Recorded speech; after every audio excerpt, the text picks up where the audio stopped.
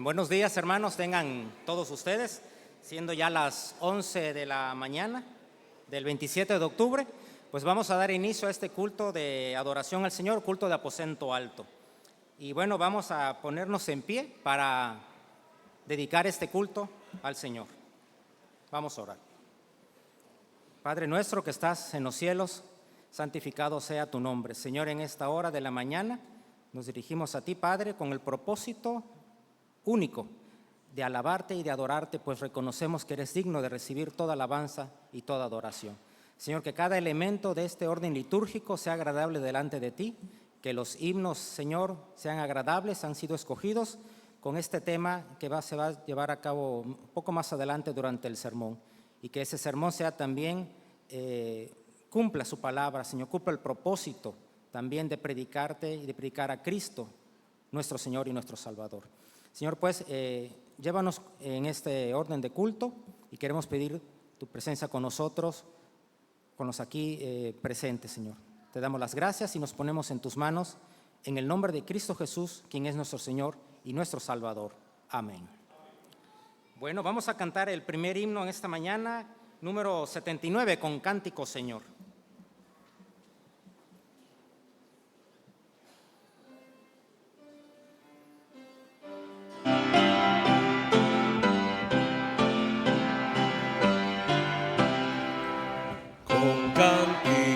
Señor, mi corazón y voz te adoran con fervor, oh Trino Santo Dios.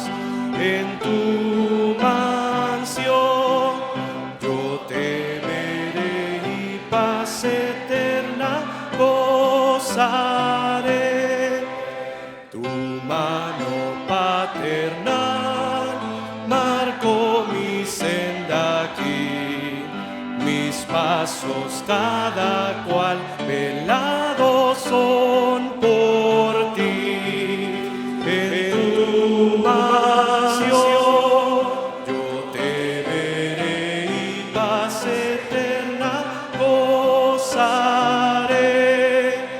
Innumerables son tus bienes y sin par, y por tu compasión los gozos sin cesar. En tu mansión yo te veré y paz eterna gozaré. Tú eres, oh Señor, mi sumo todo bien, mi lengua es tu amor, cantando siempre esté. En tu mansión yo te veré y paz eterna gozaré.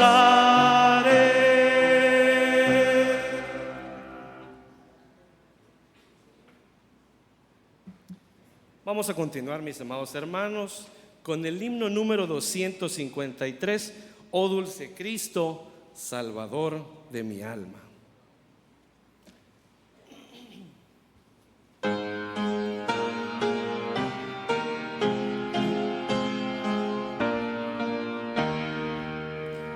Oh dulce Cristo, Salvador de mi alma, vengo anheloso de tu comunión. Tú eres en mí la fuente de la vida, del corazón preciosa posesión. Mi gran tesoro, perla de gran precio, en ti confío, gozo tengo yo. Rico en tu amor, no busco más riquezas,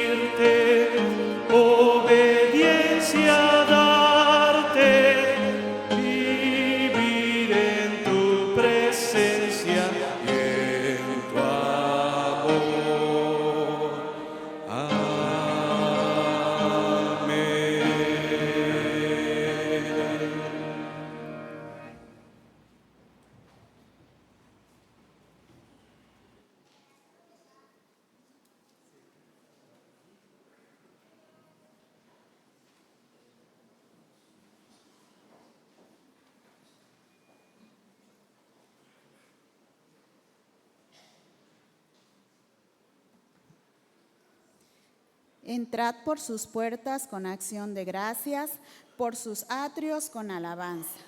Buenos días, hermanos, seamos todos bienvenidos a la casa de nuestro Dios, en especial a nuestros hermanos, amigos y familiares que el día de hoy nos visitan o nos acompañan. Tenemos a nuestro hermano Mario Verazas Bustillos y a su esposa Lorena Pérez Martínez, que nos acompañan el día de hoy. Ellos se congregan en la iglesia El Divino Salvador de Comalcalco. Sean bienvenidos a la casa de nuestro Dios. Y les invito a que puedan estar de pie, saludar a los hermanos que se encuentran a sus costados y alzar también su mano en saludo. Y así seamos todos bienvenidos a la casa de nuestro Dios. Sean bienvenidos, hermanos.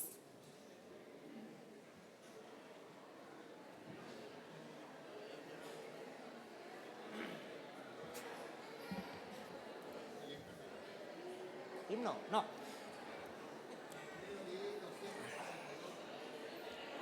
¿Dijo? No, pero no. Bien, pueden tomar sus lugares nuevamente. Siempre es un gusto podernos saludar, ¿verdad? Bueno, vamos a continuar con el orden de culto.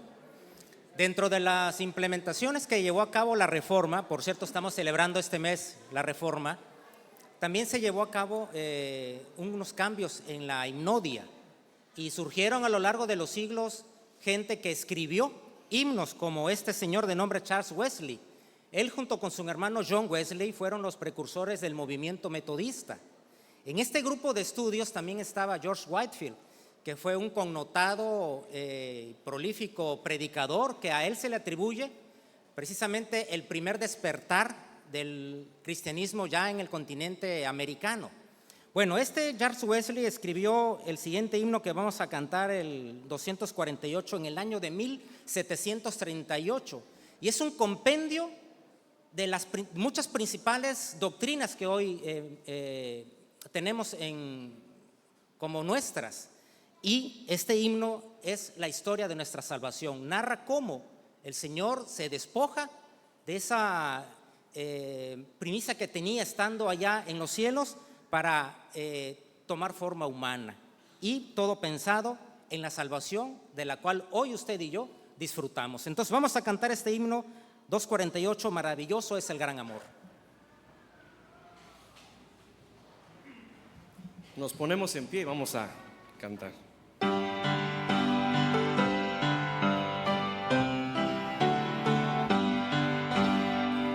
Maravilloso es el gran amor que Cristo el Salvador derramó en mí, siendo rebelde y pecador, yo de su muerte causa fui. Grande, sublime, inmensurable amor, por mí murió el Salvador. Oh, maravilla de su amor, por mí murió el Salvador. En su celeste hogar abandonó, dejando posición, gloria y honor. De todo ello se despojó por rescatar al pecador. Misericordia inmensa Él mostró, su gran amor me alcanzó. Oh, maravilla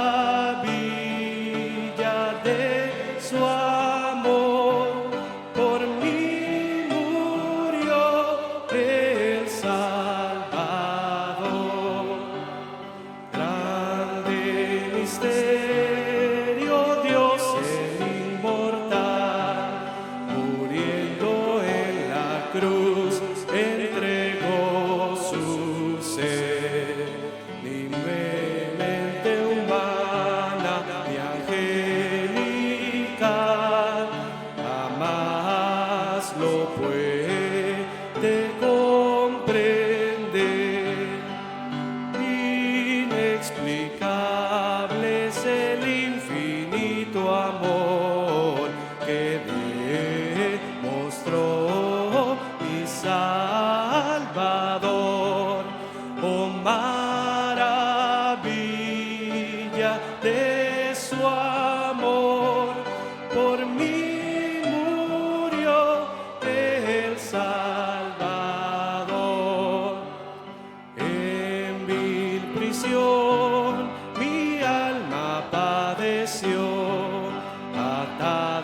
en pecado y obscuridad.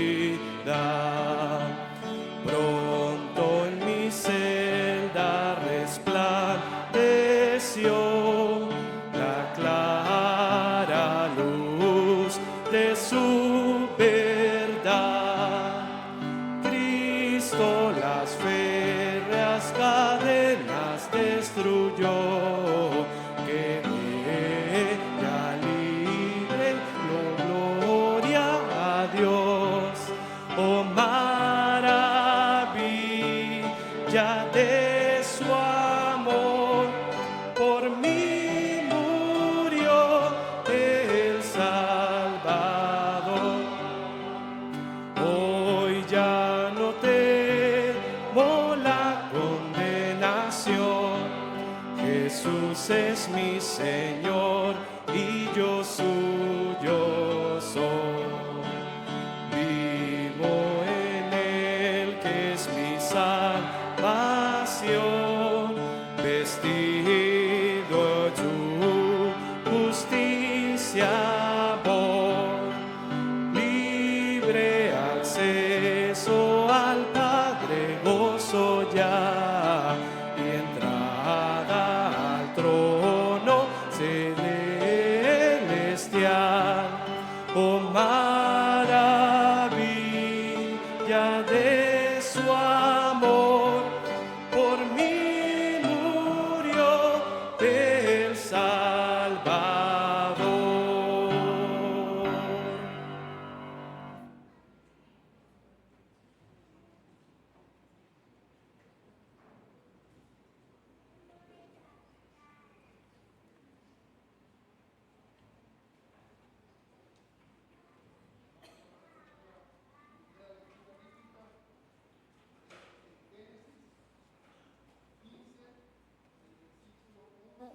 Al 6. Esta lectura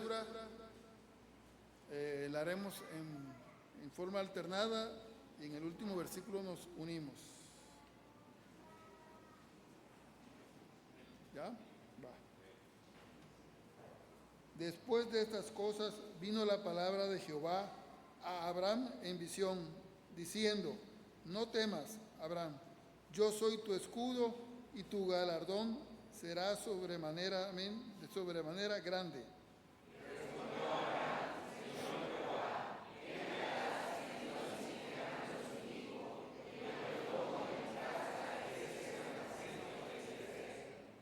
Dijo también Abraham: mira que no me has dado prole, y he aquí que será mi heredero un esclavo nacido en mi casa.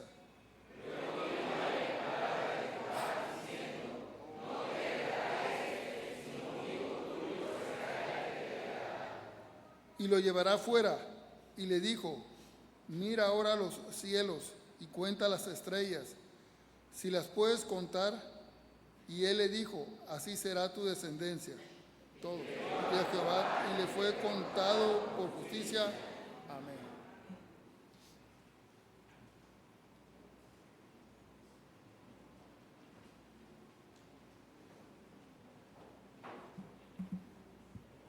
Amados hermanos, muy buenos días. Tenemos la oración de gratitud.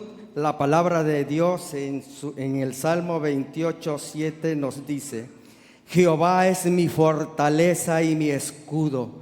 En él confío mi corazón y fue ayudado, por lo que se gozó mi corazón y con mi cántico te alabaré.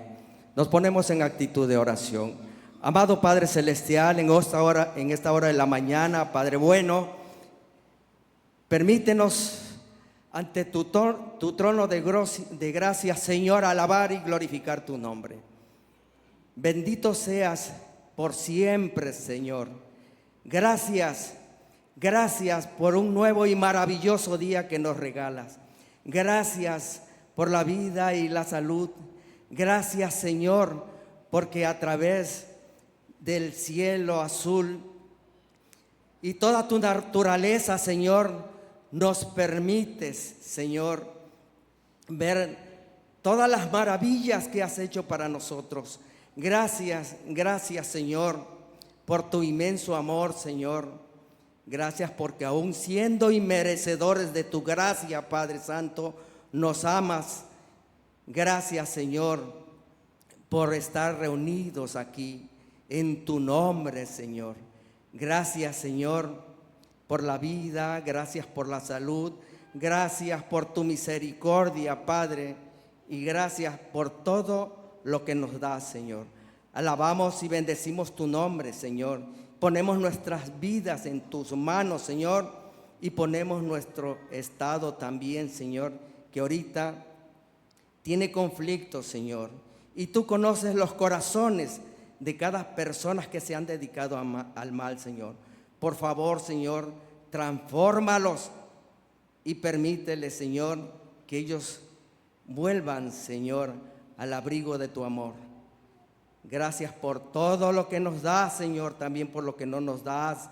En el nombre de Cristo Jesús, tu Hijo amado. Amén, Señor. Amén.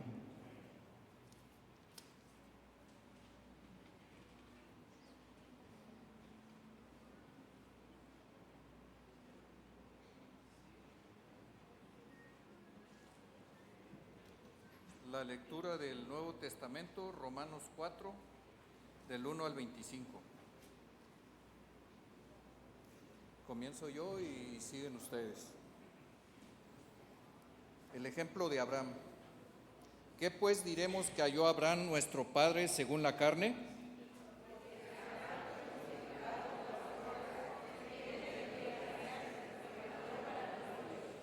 Porque, ¿qué dice la Escritura? ¿Creyó Abraham a Dios y le fue contado por justicia?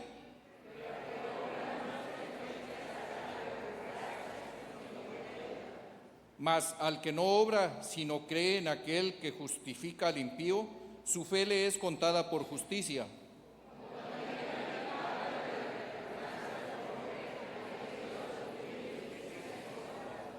Diciendo, bienaventurados aquellos cuyas iniquidades son perdonadas y cuyos pecados son cubiertos.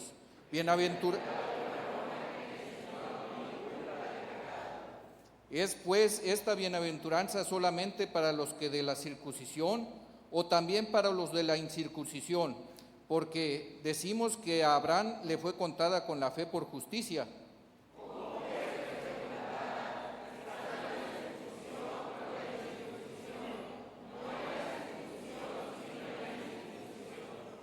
Y recibió la circuncisión como señal, como sello de la justicia de la fe que tuvo estando en incircunciso, para que fuese padre de todos los creyentes no circuncidados, a fin de que también ellos la fe les sea contada por justicia.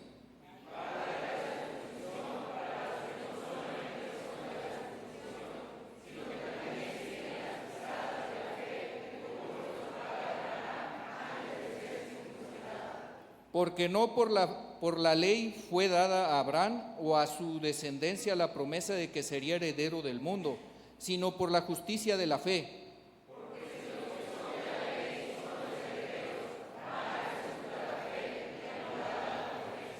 Pues la ley produce ira, pero donde no hay ley tampoco hay transgresión.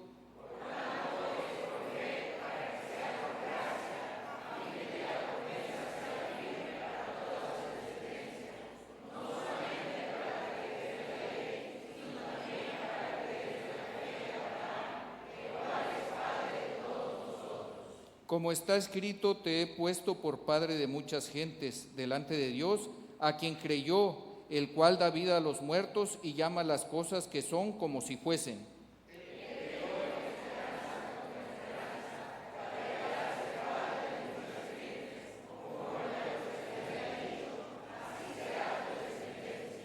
Y no se debilitó en la fe al considerar su cuerpo, que estaba ya como muerto, siendo casi 100 años, o la esterilidad de la matriz de Sara.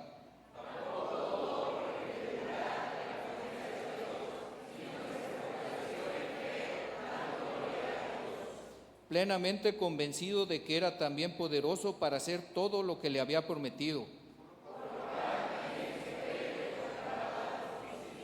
Y no solamente con respecto a él se escribió que le fue contada,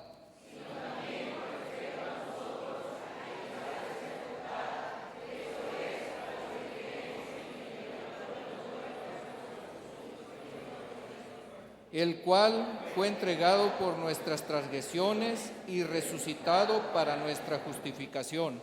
Amén.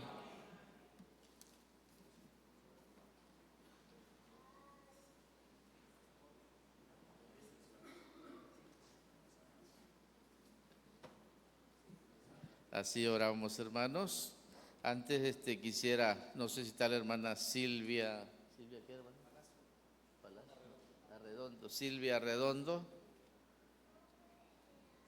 Bueno, la hermana Silvia es viuda de nuestro hermano José Luis Gutiérrez Sandoval. Por su edad creo que ya va a cambiar de domicilio. Hoy se va a Cozumel a petición de ella. También se ora por ella, y también dice ella que los que gusten visitarla en Cozumel tiene bastante hospedaje por allá, así que nos conviene orar por ella.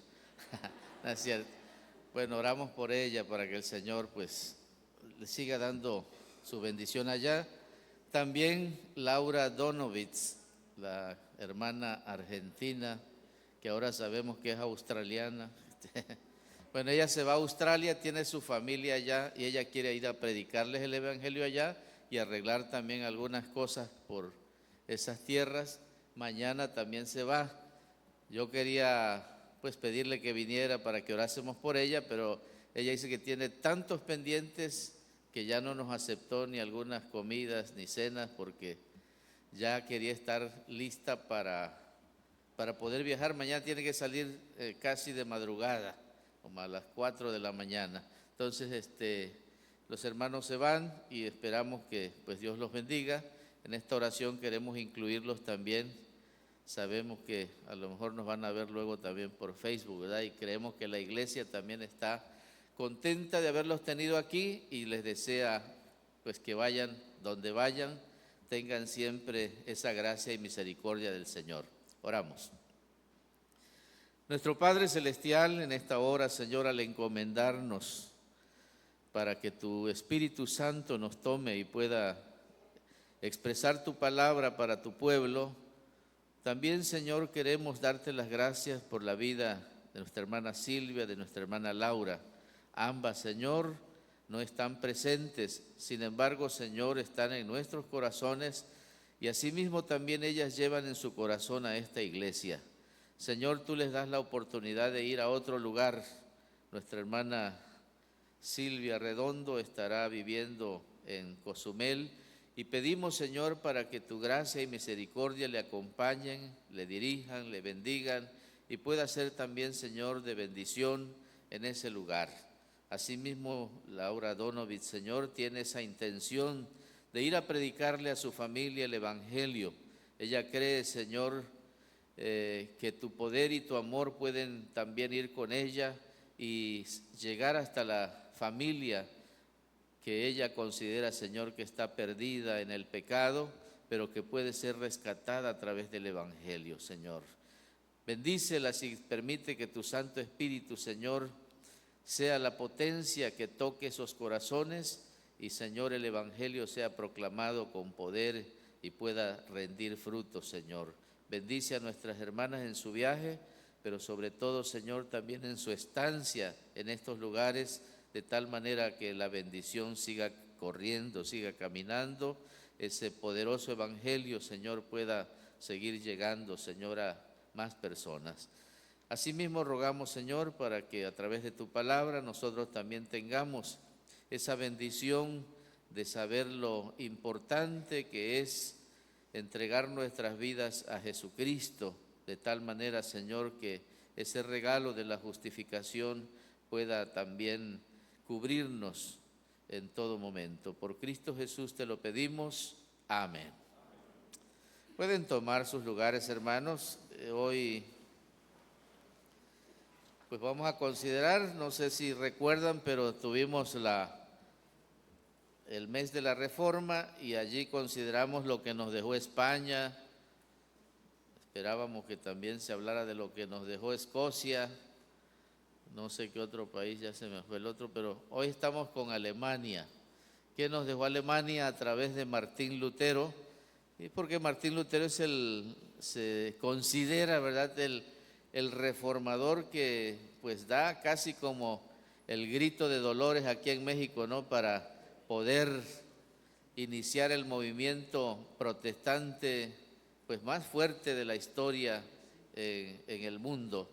Y pues hay algo que me gustaría que pudiéramos saber antes de entrar en el tema de la justificación, que es la justificación por la fe, que es el legado, vamos a llamarle así, que queda históricamente hablando podemos decir, para la evangelización, para entender bien qué es lo que implica realmente depositarnos en Jesucristo. Pero yo quiero leerles lo que de alguna manera se estilaba en aquellos días en Alemania y realmente en el mundo católico conocido. Y una parte de esto, de lo que tengo aquí, se llama Los méritos de los santos. Es una parte del libro de Roland Bainton y que de alguna manera es muy interesante para conocer el estado de aquel tiempo. En cuanto a las creencias populares y la doctrina eclesiástica, la Iglesia tenía una concepción individualista del pecado. Todos somos pecadores, pero una concepción corporativa de la virtud. Decían ellos que la virtud podía acumularse en un fondo común, como un banco por allí de virtud. Creían que la Santísima Virgen, el Hijo Jesucristo, ¿verdad?, fueron mejores de lo necesario para su salvación. Cristo, al ser sin pecado, ¿verdad?, y además Dios posee una cantidad ilimitada de virtud. Estos méritos sobrados de los justos constituyen un tesoro que es transferible a aquellos cuyas cuentas están en déficit.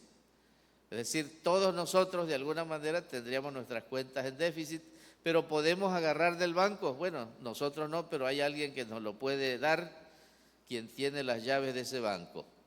¿Cómo se haría la transferencia?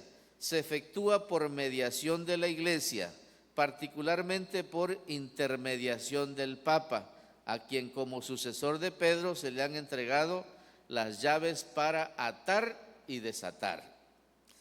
Esta transferencia de créditos en el tiempo de Lutero se les llamó indulgencias, ¿verdad? En tiempos del nacimiento de Lutero, en 1483, el Papa Inocencio III declaró que la eficacia de las indulgencias se extendía hasta el purgatorio para beneficio de los vivos y de los muertos por igual. En el caso de los vivos no era seguro evitar por completo el purgatorio, ya que solo Dios conocía el tiempo de la sentencia. Para los muertos, quienes ya purgaban condena y la Iglesia sabía su duración, podía ofrecerse la liberación inmediata. Algunas bulas, es decir, las bulas eran edictos papales de indulgencias, ofrecían hasta el perdón de los pecados y la reconciliación inmediata con Dios. En los siglos XV y XVI, la Iglesia asoció los méritos de los santos con las visitas a los lugares donde guardaban sus reliquias. Ustedes saben que celebramos dentro de unos días, hay dos celebraciones juntas, ¿no? Están Todos Santos, el día en que todos los santos se celebran, es decir, y la Iglesia lo asoció como ese día para que pudieran estar todos los santos, vamos a llamarle así, ¿verdad?, trabajando y efectuando sus milagros, sus virtudes para bien de la Iglesia. Y la otra son los fieles difuntos, que también se celebra acá en México, ¿no? Pero la de Todos Santos en aquel tiempo era la celebración importante. ¿Qué es una reliquia?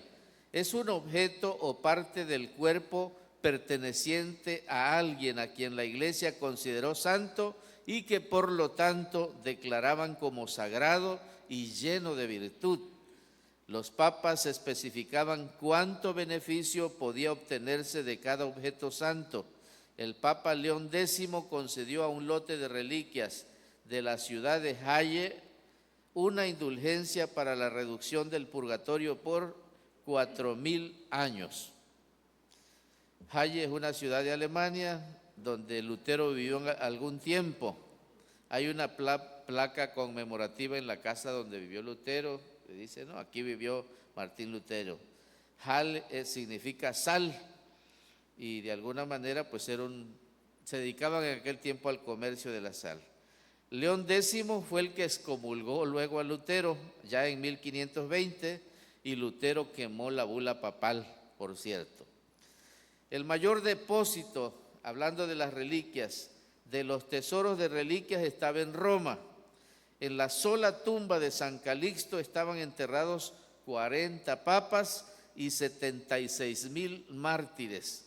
Roma tenía además un trozo de la zarza ardiente, 300 partículas de los santos inocentes, la efigie de Cristo en el sudario de la Verónica, las cadenas de San Pablo, las tijeras con que el emperador Domiciano le cortó el cabello al apóstol Juan, una de las monedas que le pagaron a Judas,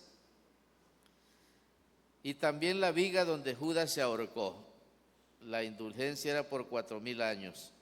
Frente a San Juan de Letrán en Roma estaba la escalera santa de 28 escalones, la cual se suponía estuvo frente al palacio de Pilatos.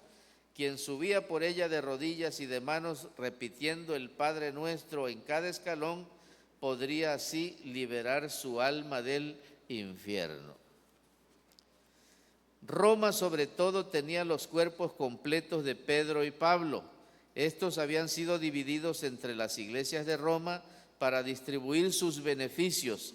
Las cabezas estaban en la iglesia de Letrán y los cuerpos en otras iglesias. Ninguna ciudad en el mundo estaba dotada de tantas reliquias e indulgencias como lo estaba Roma. En 1510 Lutero visitó Roma. A él no le impresionaba ni la Roma del Renacimiento ni la Roma antigua, sino que según las influencias de su época se interesó más por un cuadro de la Virgen María atribuido al evangelista Lucas. A Lutero le importó más la Roma de los santos. Trataría de apropiarse para sí y para sus parientes de los enormes beneficios espirituales accesibles solamente en Roma. El peregrino o los peregrinos cuando llegaban a Roma saludaban diciendo, salve Roma Santa. En Roma Lutero se desilusionó mucho, pues los clérigos le resultaron demasiado irreverentes, pues en el caso de la misa, además de apresurados, se expresaban con sarcasmo en la administración de los sacramentos. Decían, por ejemplo, en el momento de la administración de los sacramentos, tú eres pan y pan seguirás siendo. La iglesia decía que la eficacia de los sacramentos no dependía del carácter de los ministros, avalando así la creciente inmoralidad del clero. Lutero escuchó frases tales como, si hay un infierno, Roma debe estar construida sobre él, lo que le causó horror. También oyó que algunos se consideraban virtuosos porque solo se limitaban a tener relaciones con mujeres.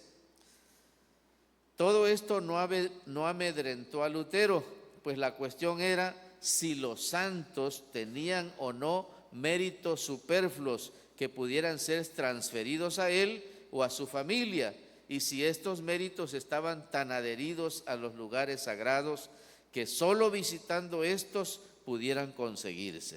Es decir, ya en Lutero venía la idea de, ¿realmente esto es así? Ascendió la escalera santa repitiendo el Padre Nuestro en cada escalón y besándolo con la esperanza de liberar un alma del purgatorio. Lamentó que sus padres no estuviesen muertos, por lo que pensó en su abuelo Hein. Su duda lo hizo exclamar al final, ¿quién sabe si esto realmente es verdad? Este era el problema principal. Lutero admitía que los sacerdotes pudieran ser culpables de liviandad y los papas de lascivia, pero todo esto no contaría si la iglesia contara de verdad con medios válidos para obtener la gracia. Pero si el trepar por la misma escalera donde Cristo había subido no servía de nada, entonces otro de los grandes fundamentos había resultado ilusorio. Todo el instrumental doctrinal y litúrgico de la iglesia estaba destinado a la intermediación del ser humano para alcanzar la ayuda y el favor de Dios para su salvación. En Alemania, Federico el Sabio, que luego iba a fungir como el protector de Lutero, en ese tiempo él tenía una iglesia y tenía una colección interesante. Colocó sus reliquias en la iglesia de Wittenberg, donde Lutero vivía. Tenía un diente de San Jerónimo.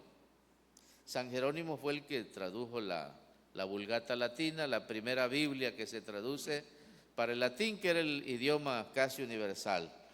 4 piezas de Crisóstomo. Crisóstomo era un gran predicador. De hecho, Crisóstomo es un apodo que su significado es pico de oro o boca de oro. Hablaba muy bonito. 6 piezas de Bernardo de Claraval, otro importante obispo, podemos decir. 4 de San Agustín. Tenían de la Virgen María 4 cabellos, 3 trozos de su manto, 4 de su cinturón, 7 de la vela salpicada de la sangre de Cristo. De Cristo tenían un trozo de sus pañales, 13 de su pesebre, un pedazo de oro del que le trajeron los magos y 3 de mirra, un pelo de su barba, un clavo de sus manos, un trozo de pan y un pan de la última cena, un retoño también de la zarza ardiente de Moisés. El centro de interés era una espina de la corona de Cristo para ese momento. El monto de la colección era de 5.005 piezas, a las cuales atribuían una indulgencia de 1.443 años. Este era en la ciudad donde Lutero va a clavarla y la misma iglesia donde va a clavar las 95 tesis. Hacia 1520 la colección de Federico llegó a 19.013 piezas. La indulgencia otorgada por el Papa por solo contemplar esas reliquias y contribuían para los fines especificados por la Iglesia, reducía la condena por un total de 1.909.202 años de purgatorio. Ya eso ya no los tienes que pasar por allá. Y 70 días. Tales eran los tesoros al alcance de los fieles el día de todos los santos. En sus sermones del año 1516, Lutero criticó 3 veces estas indulgencias. El 31 de octubre de 1517, Lutero clavó sus 95 tesis en la víspera del Día de Todos los Santos, con la finalidad de promover un debate en la Universidad de Wittenberg. Hay algo muy común en los círculos académicos de aquel tiempo. Él nunca esperó que los círculos académicos reaccionaran de tal manera y con tal rapidez. Lutero las escribió en latín, por lo que no eran accesibles realmente para el pueblo común, pero en los círculos académicos esto se vendió como pan caliente. Así que es algo muy interesante mirar el tiempo de Lutero. No he terminado, apenas empieza. Pero es la parte que me gustaría que pudieran tener allí como corolario de estos tiempos, para ver cómo la justificación por la fe va a tener algo impactante en Lutero. En el contexto, ¿verdad?, de lo que implica la justificación por la fe, nosotros consideramos muy necesario, muy importante en la vida de Lutero su peregrinaje espiritual. Lutero realmente, según el espíritu de la época, ¿verdad?, pues él se fue a un convento, a un monasterio, considerando que realmente la vida monástica le entregaría a él una paz espiritual. Y tanto él como sus amigos dan testimonio de que era un hombre tan fiel, tan apegado a las reglas del monasterio, que si le habían asegurado realmente que quien obedeciera las reglas realmente se hacía merecedor de llegar al cielo o de tener la vida eterna, resultó que para Lutero, después de ser tan fiel y tan obediente, no consiguió la paz que él esperaba. Y él creía que realmente algo estaba sucediendo en su vida y que no había logrado realmente la obediencia a las reglas del monasterio, prácticamente darle. Por allí también él consideró que habían otros mártires del Evangelio que habían castigado su cuerpo, con látigos, se lastimaban incluso con la finalidad de hacer penitencia y de curar sus males, ¿no?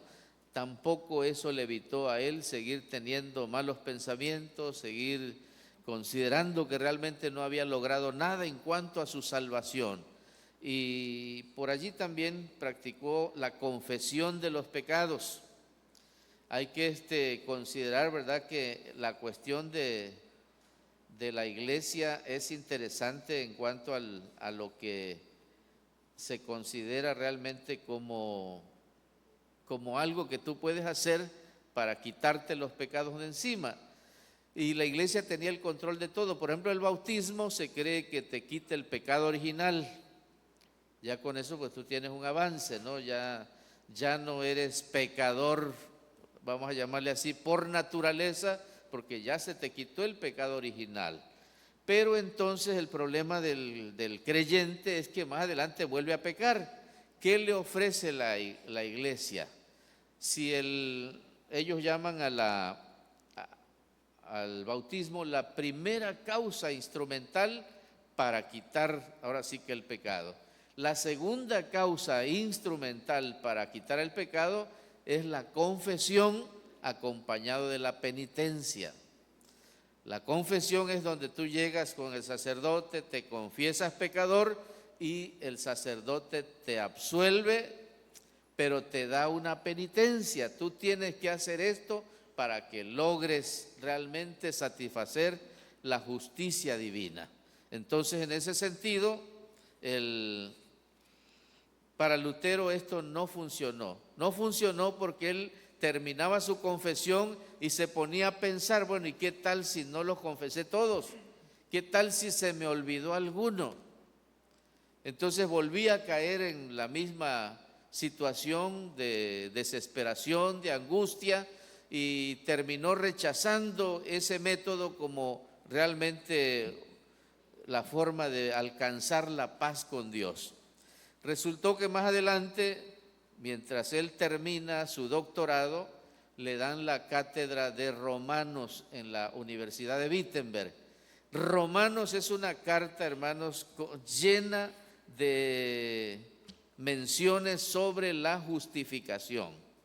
Y quisiéramos hacer el recorrido allí, pues de una manera rápida, de tal manera que pudiéramos llegar bien a la parte de Romanos 4 con Abraham, ¿verdad? Es importante esto, hermanos, porque muchas veces nosotros leemos por pedacitos las cartas también, ¿no? Y una carta se debe leer completa para que se entienda, pero lo que empieza diciendo en Romanos el apóstol Pablo, y que lo oímos continuamente, es en Romanos 1, 16 y 17, es que Pablo dice: yo no me avergüenzo del evangelio porque es poder de Dios para salvación a todo aquel que cree, al judío primeramente y también al griego, porque en el evangelio la justicia de Dios se revela por fe y para fe, como está escrito: el justo por la fe vivirá. Es la primera mención que se hace de este punto, ¿verdad?, que creemos muy importante destacar ya ahora bíblicamente, como creemos nosotros que debemos actuar y creer, porque cuando hablamos del evangelio nosotros hablamos nada de que Cristo nos salvó y esto y lo otro es el único camino, pero no tomamos en cuenta qué es lo que realmente Dios nos está ofreciendo. Y además el evangelio, como dice aquí Pablo, es el que nos revela esta justicia de Dios.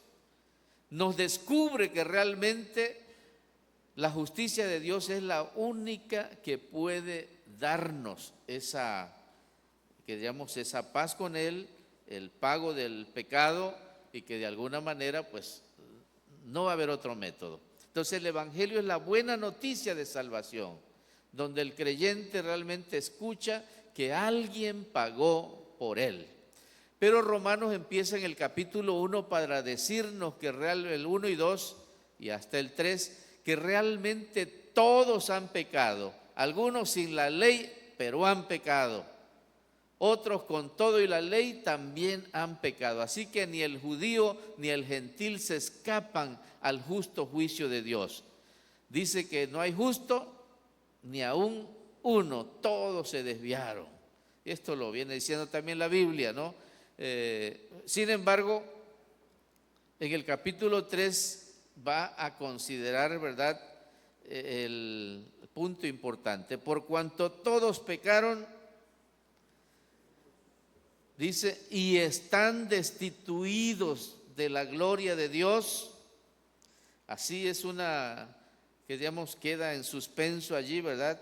El versículo 23, es una coma allí, dice, siendo justificados gratuitamente por su gracia mediante la redención que es en Cristo Jesús, sigue la coma, a quien Dios puso como propiciación por medio de la fe en su sangre para manifestar su justicia a causa de haber pasado por alto en su paciencia los pecados pasados, sigue la coma, con la mira de manifestar en este tiempo su justicia, a fin de que Él sea el justo y también el que justifica al que es de la fe de Jesús.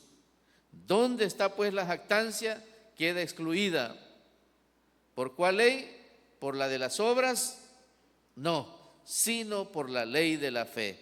Concluimos, dice Pablo, que el hombre es justificado por la fe sin las obras de la ley.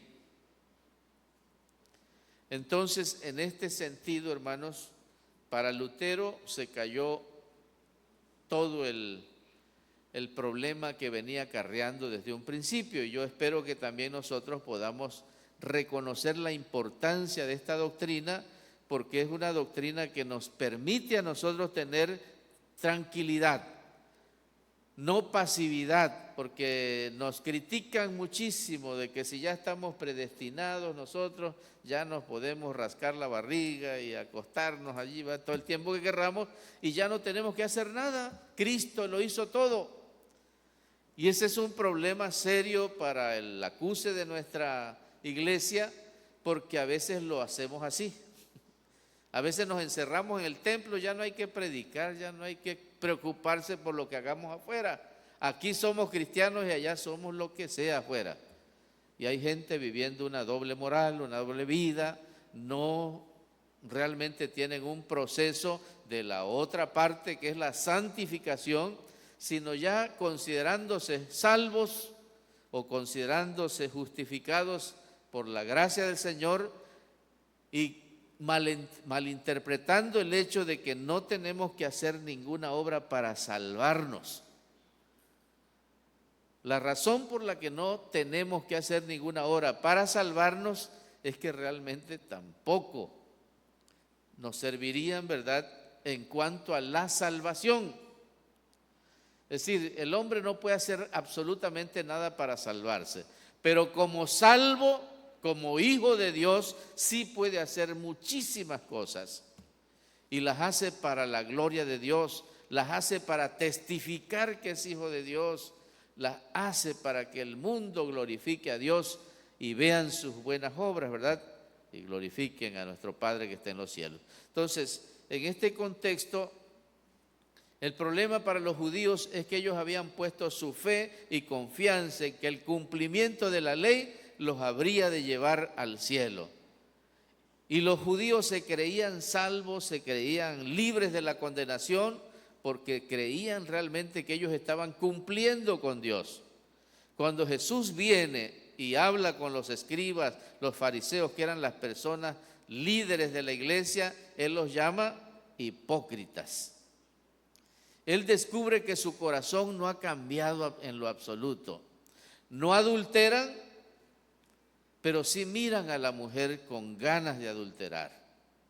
Y Jesús le dice, el que mira a una mujer para codiciarla, ya adulteró en su corazón, ya cometió el pecado. Ustedes no son libres de condena, ustedes son tan condenables como los gentiles, que son perversos, tienen muchas malas costumbres, pero que también de alguna manera serán enjuiciados por las cuestiones que presenta Romanos. Sin ley pecaron, sin ley serán juzgados. Pero entonces, sobre todo cuando hablamos de Lutero y todo el pueblo alemán y lo que viene después a unirse a la Reforma Protestante, es que realmente se combate el principal instrumento que la Iglesia Católica tenía para tener realmente cautivos a reyes, a emperadores, a príncipes, a nobles y a toda la gente de poder, porque una excomunión de la Iglesia Católica realmente implicaba que todos los demás te tenían que dar la espalda, y si te venían a atacar, otro rey no podía ayudarte porque tú estabas excluido de la gracia de Dios. Como también una excomunión para algún sacerdote, para alguien que pudiera de alguna manera pues representar una oposición a la iglesia. Por eso cuando a Lutero le traen la bula de excomunión, donde el Papa dice, este tipo ya no pertenece a nuestra iglesia, él pensó que con eso iba a callar a Lutero o amedrentarlo. Lutero tomó la bula y la quemó para desligarse totalmente del sometimiento o sumisión al Papa y decir, realmente yo ya no creo en esto, ¿no? Y aunque tenía sus creencias como católico de aquel tiempo, las fue cambiando conforme a la Biblia. Y es la justificación por la fe la que aparece en su historial, ¿verdad?, como creyente, para decir, el creyente no puede ser salvo por sí mismo.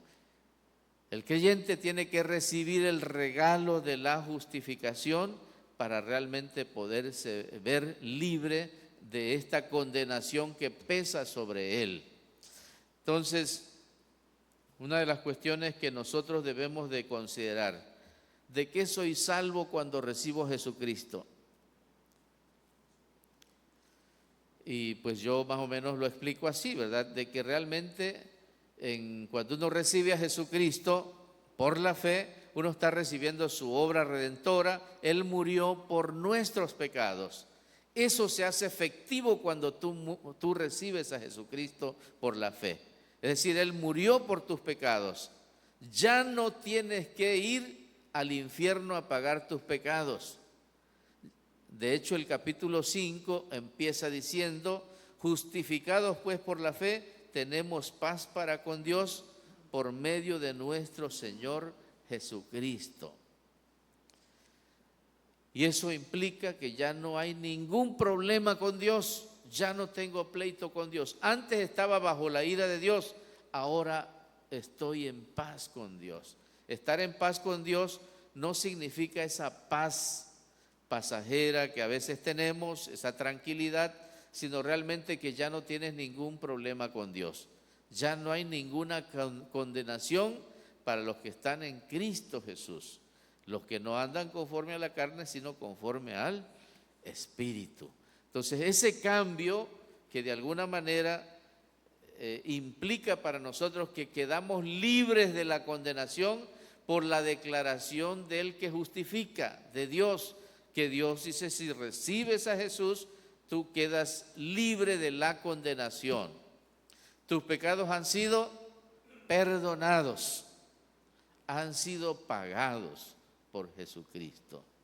Entonces las obras de la ley o las obras buenas que tú pudieras hacer creyendo que eso te garantiza algún día cuando mueras el llegar a la presencia de Dios libre de condenación porque tú fuiste bueno, en la Biblia no sería suficiente. Lo único que es suficiente es poner nuestra fe en Jesucristo. De hecho, la Biblia va a decir, ¿verdad?, que en aquel día vendrán muchos diciendo, En tu nombre echamos fuera demonios, en tu nombre sanamos, en tu nombre hicimos tantas cosas. Y Jesús dirá, apartaos de mí, no les conozco, no sé quiénes son ustedes. Entonces, el regalo de la salvación, hermanos, viene a través de la fe en Jesucristo. Ahora bien, en cuanto a Abraham, nosotros tenemos aquí un testimonio muy valioso. Los niños cantan nuestro padre Abraham, ¿verdad? ¿Por qué nuestro padre Abraham? Bueno, aquí lo explica Romanos, ¿verdad? Abraham no pertenece al tiempo de la ley. Cuando él cree, todavía la ley no ha sido dada. Por lo tanto, cuando él creyó, dice la Biblia, le fue contado por justicia. Y está expresándose en el tiempo en que realmente las personas ya son justificadas por la fe en Cristo. Pero la fe en Cristo quiere decir que tú confías que realmente Dios envió a su Hijo Jesucristo para salvarte y tú entregas tu fe y tu corazón a Jesús para que realmente puedas ser libre de esta condenación. Ahora bien, en el caso de Abraham, leímos el capítulo 15 de Génesis, que nos indica que realmente él no tenía hijos. Y su nombre Abraham, o Abraham primeramente, significaba padre enaltecido. Dios le dice, voy a cambiarte el nombre, tu nombre será Abraham, que significa padre de multitudes o de muchedumbres. Y le dice, mira, si puedes voltear a ver para el cielo, mira las estrellas, si las puedes contar, dice, ¿no? Así será tu descendencia. Pero Abraham se mira, dice, Señor, ¿y cómo va a ser eso, no? Si no tengo hijos, mi heredero va a ser mi, ¿cómo le llaman al? Damaseno Eliezer, ¿no? El encargado de los ranchos y de todo el ganado, ese sí va a quedar con todo. No tengo hijos, Señor, y voy a ser padre de muchedumbres. Entonces Dios le promete, le da su promesa. Abraham cree y todo esto le es contado por justicia. Abraham es justificado por creer en Dios, no por sus obras, no porque dejó su tierra y su parentela, no porque vino y caminó y fue a Egipto y regresó y tuvo muchos problemas y él siguió confiando en Dios. No, confió en que Dios era fiel en sus promesas. Y por eso, Pablo lo relaciona, ¿verdad? Por eso es padre de todos los que creen antes de la circuncisión. Posteriormente se circuncida y ahora es padre también de los de la circuncisión, es decir, de los judíos. Es padre de ellos, pero también es padre de todos los que por la fe habrán de creer en Dios a través de Jesucristo. Pero además también sigue siendo padre de los judíos, dice, ¿no? ¿Por qué? Porque les muestra que siempre ha sido así. No, las obras de la ley no justifican a nadie. Tiene que ser la fe en Jesucristo. Entonces nosotros tenemos esta bendición, queridos hermanos, de poder mirar realmente que la carta a los romanos que Lutero estaba dando como cátedra allá en Wittenberg en aquel tiempo, le abrió un panorama mayor, mayúsculo, para poder tener una paz, una verdadera tranquilidad de que la salvación, en realidad, por mucho que el hombre se esfuerce, jamás lograría encontrarla hasta que no se encuentre con Jesucristo. Y nosotros como creyentes en Cristo debemos considerar realmente que pues a veces hay mucha gente dentro de nuestras filas, a veces nuestros hijos, a veces personas que nos visitan, personas que le llamamos simpatizantes, ¿verdad? Que están contentos en la iglesia, dicen, no, pues yo ya me siento evangélico, ya me siento cristiano, pero tenemos que preguntarnos si realmente lo somos, si realmente ya hemos depositado nuestra fe en Jesucristo como el único que puede librarnos de esta condenación. Hoy escuchaba yo en la mañanita a Nancy de Moss, ¿cómo se llama? Dice que su papá era un gran evangelista, no sabía tanto así de teología y todo eso, pero era muy efectivo cuando evangelizaba. Y cuando veía que una persona estaba como así vacilante de si sí o si no, o sí pero no, entonces él dice que tenía una tarjeta y se las daba. Por favor, léela, dice, y fírmamela. Entonces la tarjeta decía, yo, o ponle tu nombre, ¿no? Rechazo a Jesucristo como mi Salvador personal.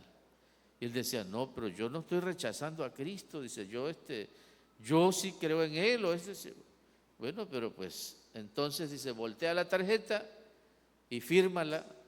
Entonces, yo recibo a Jesucristo como mi único y suficiente Salvador a partir de hoy. Todo eso. Dice, no, dice, pero yo tampoco puedo firmar esto. Dice, yo no quiero comprometerme así tampoco, ¿no? ¿Por qué hacía esto? Él dice, bueno, es que él quería que se dieran cuenta que no son nada, ni quieren entregarse completamente a Cristo, pero tienen miedo también de rechazarlo completamente. ¿Y qué dice la Biblia entre ser frío o caliente? Cuando no eres frío ni caliente, ¿qué dice la Biblia? Te vomitaré de mi boca. Entonces, creo que todos debemos, hermanos, confrontarnos a ver realmente si somos verdaderamente cristianos y vamos a depositar nuestra fe realmente en Jesucristo, o si también decididamente me doy cuenta, pues yo estoy rechazando a Cristo y realmente Cristo a mí no me interesa. Creo que es un buen momento para reflexionar. La Reforma Protestante trajo esta bendición, ¿verdad?, de regresarnos a la Biblia, de ayudarnos a comprender la magnitud de nuestra condición, ¿verdad?, de que por ningún lado nosotros podremos jamás hallar salvación, solamente a través de Jesucristo. Nos levantamos, hermanos, y oramos.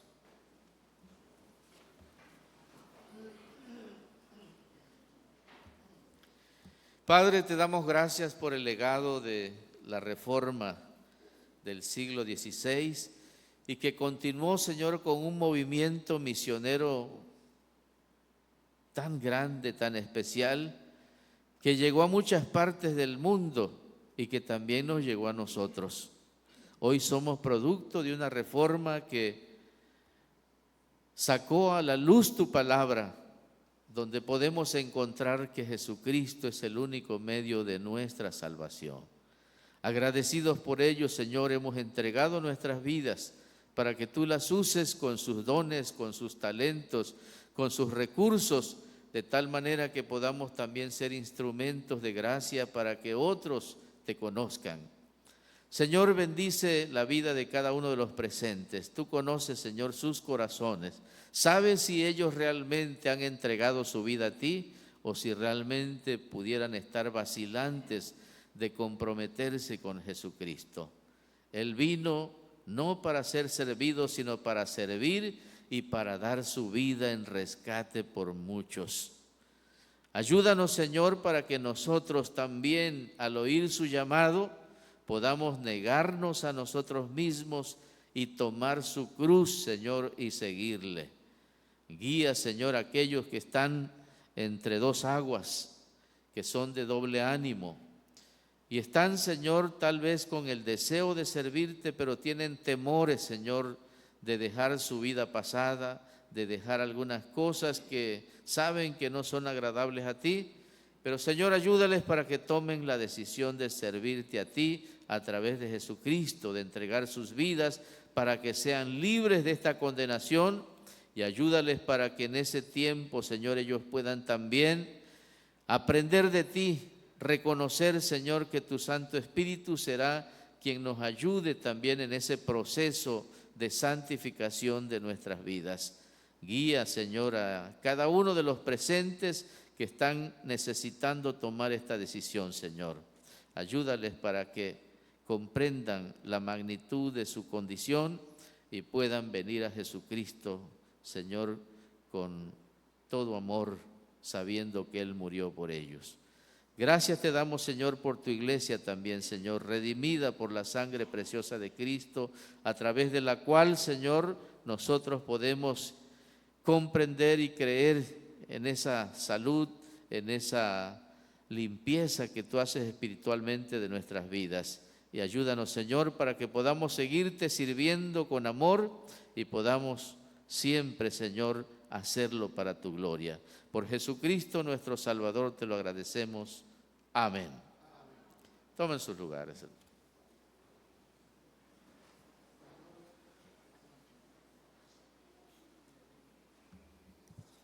Nos ponemos de pie nuevamente, vamos a cantar un himno.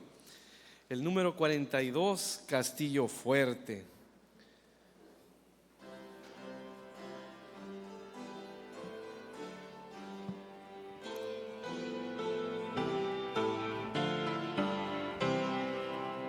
Castillo fuerte es nuestro Dios, defensa y buen escudo. Con su poder nos librará en todo trance agudo.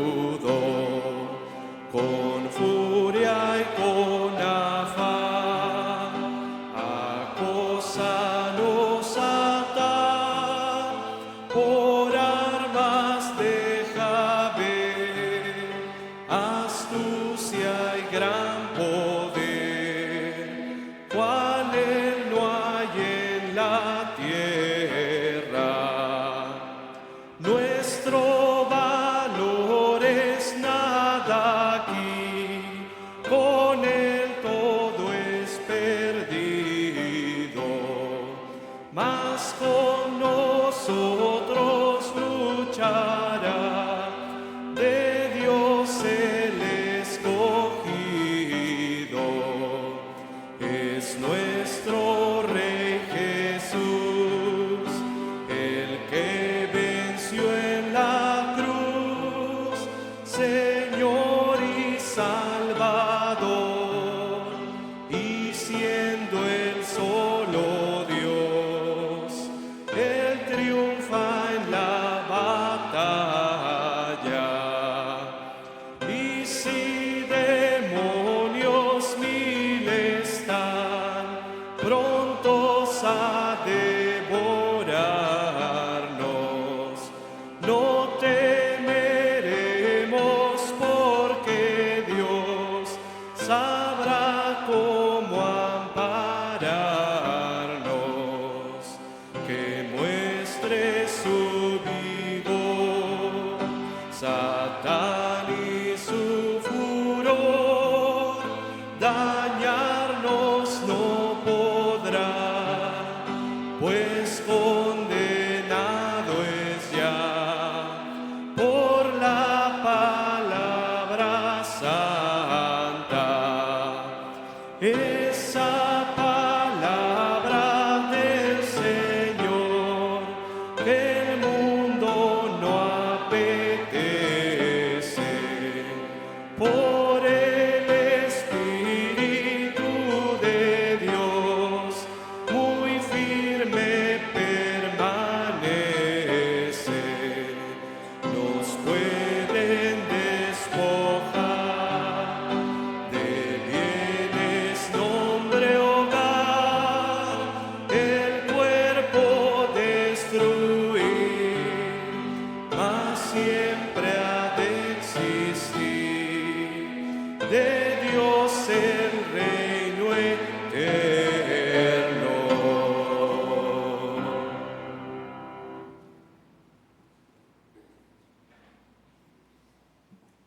Así de pie les invito a orar por las ofrendas, hermanos. Bendito Padre, alabado y glorificado seas por siempre nuestro Dios. Gracias te damos porque no nos has abandonado jamás, porque cada día nos provees todo lo necesario.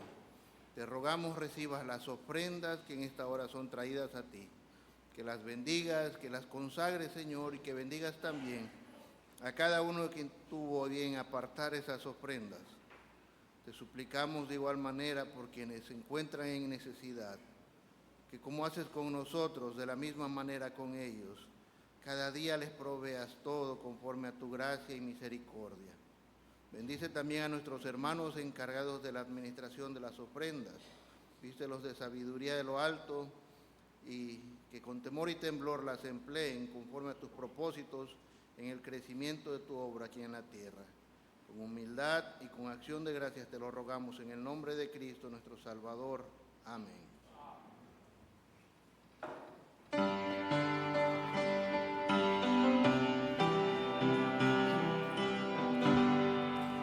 Mi hogar desea tu presencia, solo tú eres digno de reverencia, mas mi casa y yo serviremos al Señor, mas mi casa y yo serviremos al Señor, mas mi casa y yo serviremos al Señor, serviremos al Señor. En santidad viviremos y solo a ti nos postraremos, mas mi casa y yo serviremos al Señor, mas mi casa y yo serviremos al Señor, mas mi casa y yo serviremos al Señor, serviremos al Señor. Unidos juntos, orando juntos, la tormenta libramos, confiando en el Señor. Nos respaldamos, padres y madres, hermanos y hermanas, unidos en su amor. Mas mi casa y yo serviremos al Señor, mas mi casa y yo serviremos al Señor, mas mi casa y yo serviremos al Señor, serviremos al Señor.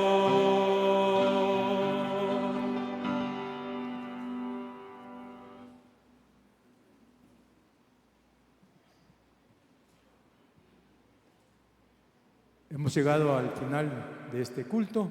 Vamos a tener la oración, hermanos. Padre Santo, Santo, Santo, muchas gracias te damos en esta hora del día, porque nos diste este gran privilegio y la oportunidad de estar en tu casa de oración, donde llegamos con un corazón contrito y humillado ante ti. Gracias, Padre. Gracias por todo lo que se llevó a cabo del orden de culto y gracias por el tema de tu palabra, Padre, donde nos recuerda lo que es la Reforma Protestante. Gracias, Padre, por ese mensaje poderoso.